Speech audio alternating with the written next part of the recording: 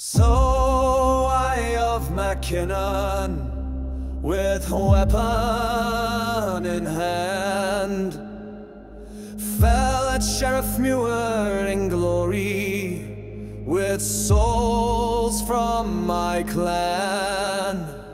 The 13th of November was the end of my time, fighting Argyll and Witherma with my brothers who died. With raised fist around glasses, drink whiskey this day on the 13th of November, as a Scottish pipe plays,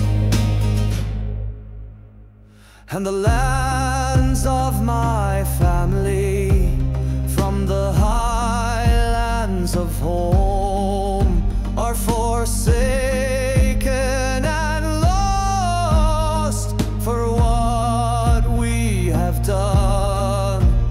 What final cost of honor for Mr. Stewart shown on the hillsides of Sheriffmuir?